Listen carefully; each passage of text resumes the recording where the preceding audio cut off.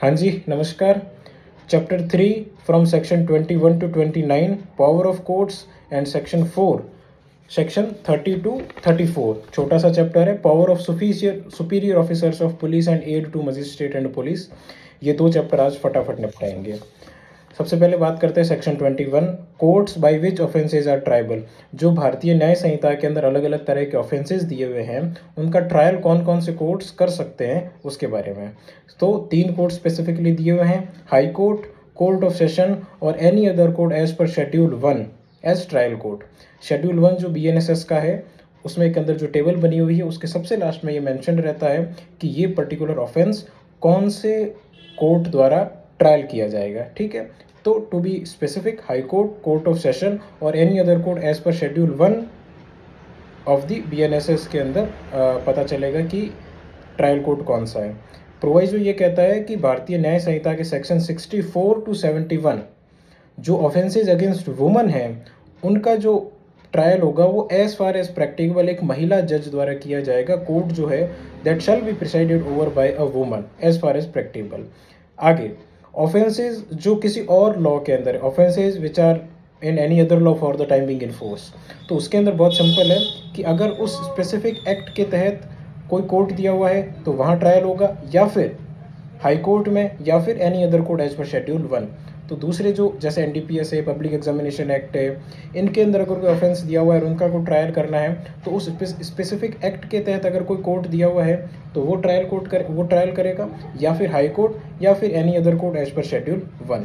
तो normal BNS के अंदर भी high court, court of session और शेड्यूल 1 का कोई भी कोर्ट एज पर मैंशनड और किसी स्पेसिफिक एक्ट के तहत दिया हुआ है तो अगर उस एक्ट में कोई कोर्ट दिया हुआ है तो वो ट्रायल करेगा, नहीं तो हाई कोर्ट करेगा, नहीं तो as per schedule 1 of BNSS। Section 22 sentences which high court and court of session में पास। यहाँ सेक्शन 22 और सेक्शन 23 जो है वो हाई कोर्ट और कोर्ट ऑफ सेशंस और मजिस्ट्रेट कोर्ट्स मैक्सिमम कितनी पनिशमेंट्स, कितनी फाइन इम्पोज कर सकते हैं, उनकी लिमिट्स बताते हैं। सेक्शन 22 हाई कोर्ट और कोर्ट ऑफ सेशन की बात करता है।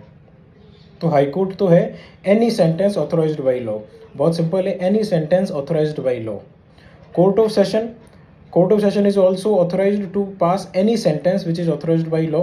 कोई भी सेंटेंस दे सकता है, but there is a provision which says that if the court of session passed और convicted the offender for the death punishment it shall be subject to the confirmation by the high court। Court of session जो किसी भी तरीके की punishments दे सकता है, लेकिन अगर वो डेथ पनिशमेंट देता है, कैपिटल पनिशमेंट देता है, तो वो तब तक एग्जीक्यूट नहीं होगी जब तक उसका रेस्पेक्टिव जो हाई कोर्ट है वो उसको कंफर्म नहीं कर लेता।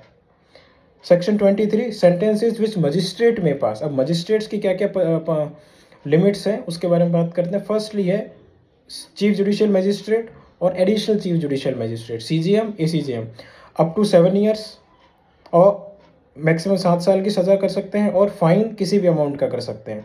ठीक है, ये तो अब याद रखने की टेक्निक हो गई कि भाई मैक्सिमम 7 साल की जेल और फाइन किसी भी अमाउंट का कर सकते हैं। बेयर एक्ट में यदि हम देखेंगे और यदि हमें मेंस में हम लिख रहे हैं इस चीज़ को तो वहाँ हम ये मेंशन करेंगे कि the CJM obviously full form लिखेंगे, द चीफ जुडिशियल मजिस्ट्रेट और the additional chief judicial magistrate is authorised to pass any sentence authorized by law except death, imprisonment for life or imprisonment of 7 years above 7 years। ये तो bare act की language है। याद रखने के लिए maximum 7 साल की पनिशमेंट है और फाइन किसी भी अमाउंट का CJM ACJM। JMFC मैक्सिमम 3 साल का पनिशमेंट दे सकते हैं और 50,000 तक का मैक्सिमम फाइन लगा सकते हैं। और कम्युनिटी सर्विस अपने को याद है, हम पिछले लेक्चर में देखा था कि BNSS में ऐड हुआ है एक नया पनिशमेंट, तो कम्युनिटी सर्विस भी JMFC दे सकता है। तो मैक्सिमम 3 साल या 50,000 का फाइन और ये कम्युनिटी सर्विस। JMSC मैक्सिमम 1 साल का फाइन, मैक्सिमम 10,000 रुपये तक का फाइन और कम्युनिटी सर्विस। यहाँ पर एक दो छोटी छोटी चीज़ें हैं। कम्युनिटी सर्विस जो है, ये जो पनिशमेंट है ये JMSC और JMFC यही दो दे सकते हैं। ये डायरेक्टली कहीं नहीं लिखा हुआ है, but it may be asked in your prelims questions. ठीक है, तो कम्युनिटी सर्विस JMFC या JMSC दे सकते हैं। बाकी 1 साल और 10,000 तक का पनिशमेंट, फाइन 3 साल और 50,000, 7 साल और किसी भी तरीके का। असिस्टेंट सेशन जज चूँकि यहाँ समाप्त हो चुका है तो वहाँ पर यहाँ पर जो है वो असिस्टेंट सेशन जज का किसी भी तरीके का कोई नाम नहीं है। कम्युनिटी सर्विस को जो डिफ़ाइन है वो डिफ़ाइन यहीं किया हुआ है। कम्युनिटी सर्विस को इसी सेक्शन में सेक्शन 23 के अंदर डिफ़ाइन किया गया है। इट मे बी आस्क्ड कि कम्युनिटी सर्विस जो है वो डेफिनेशन क्लॉज में डिफ़ाइन नहीं है। हम डेफिनेशन क्लॉज देखेंगे बाद में, एक नया मैं वीडियो लाऊंगा। कम्युनिटी सर्विस को सेक्शन 23 के अंदर ही डिफ़ाइन किया गया है, which says that the work which the court may order convict to perform as punishment that benefits the community and not entitled to any remuneration। क्या क्या चीज़ें that benefits to community, not entitled to the remuneration, and court may pass an order to the convict to perform as the punishment। ये होगी community service की definition under section 23। Section 23 से related दो case laws है, वो भी अपन देखते हैं। पहला केस लॉ है state of UP versus Khushiram 1960। ये केस लॉज जब मैंने नोट्स बनाए हैं, एक अच्छे बेयर एक्ट से मैंने नोट्स बनाए हैं, तो उस बेयर एक्ट्स में इम्पॉर्टेंट लैंडमार्क जजमेंट्स उस स्पेसिफिक सेक्शन से रिलेटेड उसी के नीचे लिखे हुए हैं। तो वहाँ से मैंने कुछ रेलेवेंट, कुछ इम्पॉर्टेंट ऐसे केस लॉज लिखे हैं जो साथ साथ में अपन याद कर सकते हैं। State of UP versus Khushiram 1960। Magistrates may exceed the prescribed limit under any special और लोकल लॉ। किसी भी स्पेशल और लोकल लॉ के अंदर आपको पनिशमेंट देनी है तो फिर वो उस हिसाब से गवर्न होगा और वो अपनी लिमिट जो है वो एक्सटेंड कर सकते हैं। सेकेंड इज पंकज भाई नागजी भाई Patel versus state of Gujarat. JMFC cannot exceed the fine amount, the limit of fine in case of dishonor of check under section 138 of NI Act। NI Act के 138 के तहत यदि आप JMFC है तो वो अपना फाइन का अमाउंट जो है वो एक्सीड नहीं कर सकता। पंकज भाई नागजी भाई Patel versus state of Gujarat, और ऊपर वाला था state of UP versus Khushiram. ठीक है, next section 24 sentence of imprisonment in default of fine. ये अपने को याद है कि यदि किसी भी केस के अंदर आपको फ़ाइन दिया गया है कि आपको इतना पैसा जमा करवाना है, और यदि जो कन्विक्ट है वो उसके अंदर डिफ़ॉल्ट करता है, वो फ़ाइन का अमाउंट जमा नहीं करवा पाता है, तो उस केस के अंदर उस फाइन के बदले में कितनी पनिशमेंट, कितना इम्प्रिजनमेंट मिलेगा, उसकी लिमिट्स और उसके बारे में यह चर्चा की गई है। सबसे पहला है magistrate in default of the payment of fine may award the imprisonment. Magistrate कितना दे सकता है? अब इसके अंदर कुछ अलग अलग कंडीशंस हैं, वो अपन देखेंगे। Where only fine is imposed, यदि आपके कन्विक्शन ऑर्डर के अंदर सिर्फ आप पे फाइन लगाया गया है तो जो सेक्शन 23 की लिमिट्स है, मजिस्ट्रेट की लिमिट्स हैं, वो उससे ज़्यादा इम्प्रिजनमेंट डिफ़ॉल्ट ऑफ फाइन में नहीं दे सकता। दूसरा, यदि आपके कन्विक्शन ऑर्डर के अंदर इम्प्रिजनमेंट प्लस फाइन है, कन्विक्शन में आपको एक्चुअल में इम्प्रिजनमेंट प्लस फाइन आपको दिया गया है और आप वो फाइन का पैसा पे नहीं कर पाते हो, तो उस फाइन के बदले में जो इम्प्रिजनमेंट आपको दिया जाएगा वो that shell not exceed 1/4 of the maximum power of the magistrate. Magistrate की जो ऊपर के सेक्शंस में मैक्सिमम पनिशमेंट इम्प्रिजनमेंट देने की पावर है, उसका वो मैक्सिमम 1/4 ही उस फाइन के डिफ़ॉल्ट में लगा सकता है। ठीक है, दो कंडीशंस बनती है। यदि सिर्फ फाइन लगाया गया है तो जो ओवरऑल लिमिट दी हुई है उसके बारे में बात करता है और उसके आगे नीचे रेशियो भी दिया हुआ है। और यदि इम्प्रिजनमेंट प्लस फाइन लगाया हुआ है तो फाइन के बदले में आप उस मजिस्ट्रेट की जितनी मैक्सिमम कैपेसिटी है, मैक्सिमम जिसकी कॉम्पिटेंसी है, उसका वो 1/4 लगा सकते हैं। इसका थर्ड सब सेक्शन बात करता है कि जो उस ऑफेंस के अगेंस्ट सब्सटेंसिव इम्प्रिजनमेंट है वो प्लस फाइन के डिफ़ॉल्ट में जो इम्प्रिजनमेंट दिया गया है, वो दोनों मजिस्ट्रेट की टोटल कॉम्पिटेंसी जो है वो पिछले सेक्शंस में अपन ने बात की उससे वो एक्सीड कर सकता है। इसको थोड़ा सा रिवाइंड करके अपन सुनेंगे एक दो बार इस पूरे कॉन्सेप्ट को, तो अपने को समझ में आएगा। उसके बाद में अपने को याद है कि ये जो सेक्शन 24 है इसको हमें साथ में पढ़ना होता है सेक्शन 8(3) ऑफ भारतीय न्याय संहिता, क्योंकि ये दोनों का साथ में इंटरप्रिटेशन ज़रूरी है फॉर द बेटर अंडरस्टैंडिंग। तो सेक्शन 8(3) ऑफ भारतीय न्याय संहिता क्या कहता है कि if the offence is punishable with imprisonment plus fine then in default of the payment of fine imprisonment shall not exceed the 1/4 of the maximum imprisonment which can be given for that specific offence. Bharatiya Nyaya Samhita fine के बदले में जो imprisonment दिए जाने की limit के बारे में बात करता है, वो ये कहता है कि जिस ऑफेंस के लिए आपको कन्विक्ट किया गया है उस ऑफेंस की जितनी मैक्सिमम सज़ा है उसका आप 1/4 उस फाइन के डिफ़ॉल्ट में लगा सकते हो। जबकि बीएनएसएस बात करता है कि जिस मजिस्ट्रेट ने आपको इम्प्रिजनमेंट दी है उसकी जो लिमिट है उसका 1/4 आप फाइन के डिफ़ॉल्ट में लगा सकते हो। दो अलग अलग है, 1/4 of the competency of the magistrate और 1/4 of the maximum punishment for this specific offence. जो भी लिमिट पहले टच हो जाएगी वो वहाँ रुक जाएंगे। इसके अंदर अपने को याद है एक बहुत हमने नॉर्मली पढ़ा होगा, Chhajjulal versus state of Rajasthan. Chhajjulal versus state of Rajasthan. इसके अंदर ये क्या कहता है कि जो सेक्शन 24 है बीएनएसएस का और सेक्शन 83 है बीएनएस का, इन दोनों का हार्मोनाइज कंस्ट्रक्शन करने की आवश्यकता है और इन दोनों को साथ में 1 to 1 एक साथ में रीड करेंगे, हार्मोनाइज कंस्ट्रक्शन रीडिंग करेंगे, तब हम इसके सही कंक्लूजन पर पहुंच सकेंगे। ये हो गया section 24। Section 25 is sentence in case of conviction of several offences at one trial. एक आदमी है, उसका एक ट्रायल हुआ, उस ट्रायल के अंदर उस पर अलग अलग ऑफेंसेस लगे थे और उन सारे ऑफेंसेस पर उसका कन्विक्शन हुआ है। तो जैसे एक सेक्शन के तहत उसको 2 साल की सज़ा मिली, किसी दूसरे ऑफेंस के तहत उसको 3 साल की सज़ा मिली, किसी तीसरे ऑफेंस के तहत उसको 5 साल की सज़ा मिली। तो इस केस के अंदर वो किस तरीके से रन करेगा, इसमें एक मेजर चेंज हुआ है। सीआरपीसी से बीएनएसएस में एक मेजर चेंज हुआ है। वो क्या है, देखो, एक इंसान, उसका एक ट्रायल चल रहा है, उसको 2 या उससे ज़्यादा ऑफेंसेस के लिए कन्विक्ट किया गया, ठीक है। तो जैसे 2 साल प्लस 3 साल प्लस 5 साल, 5 और 3 8 और 2 10, अब टोटल तो यूँ 10 हो गए, 10 साल हो गए। अब क्या कोर्ट जो 2 + 3 + 5 है, इन तीनों को अलग अलग चलाना चाहेगा? मतलब पहले 2 साल ख़त्म करे, फिर उसके 3 साल शुरू हो, फिर उसके 5 साल शुरू हो, तो वो आदमी 10 साल तक जेल में रहेगा। इसको तो कहते हैं कॉन्जिक्यूटिवली। और एक होता है कॉन्करेंटली।